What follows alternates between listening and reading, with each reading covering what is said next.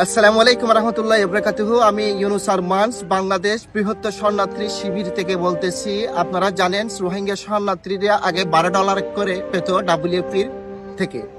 আমরা ইতিমধ্যে একটা ইনফরমেশন পেয়েছি ইউএন, WFP এবং RRCর অফিস থেকে রোহিঙ্গা শরণার্থীদের $12 এখন আর দেওয়া হবে না, তাদের দেওয়া হবে $6। তো আপনারা কল্পনা করেন $6 মানে প্রত্যেক দিন একটা রিফিউজি 20 টাকার কাছাকাছি পাবে, আর 20 টাকা দিয়ে 3 বেলা খাবার কিভাবে ম্যানেজ করবে তারা?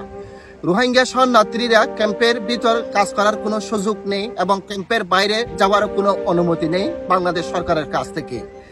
আমি আন্তর্জাতিক সংস্থা, ডোনার কান্ট্রি এবং বাংলাদেশ সহ US, ইউরোপ ইউনিয়ন, OIC যেগুলো কান্ট্রি আছে সবাইকে অনুরোধ করব আপনারা রোহিঙ্গা শরণার্থীদেরকে বাঁচান।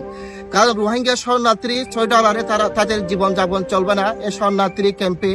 আপনারা জানেন এই রোহিঙ্গা ইতিহাসে খাবারের অভাবে মানুষ মারা যায়নি, কিন্তু এখন $6 যখন দিবে রোহিঙ্গা শরণার্থীরা খাবারের অভাবে মানুষ মারা যাবে, পুষ্টির অভাবে মানুষ মারা যাবে। ক্যাম্পে $6 দিয়ে মানুষের 1 মাস জীবন কোনোদিন চলা সম্ভব না। আমি আমেরিকা সরকারকে অনুরোধ করব আপনারা USAID যে ফান্ডটা অফ করে ফেলছেন আপনারা এটা রিস্টার্ট করে আপনার ফান্ডটা চালু করুন।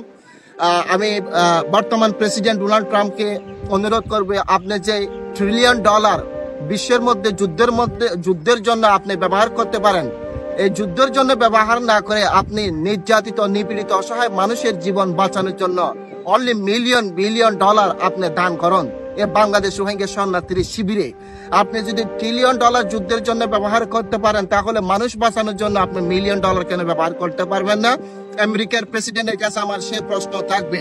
আর $6 20 টাকা দিয়ে মানুষ 3 বেলা ক্যাম্পে ভাত খাওয়া কোনোদিন সম্ভব না, যেহেতু বাংলাদেশ রোহিঙ্গা শরণার্থী শিবিরে মানুষ কাটাতারে বন্দি, বাহিরে যেতে পারতেছে না। সে কারণে আপনাদের আমি অনুরোধ করব মানবতার দিক বিবেচনা করে রোহিঙ্গা শরণার্থীদের পাশে দাঁড়ান, আপনারা সহযোগিতা করুন, রোহিঙ্গাদের জীবন বাঁচান। আসসালামু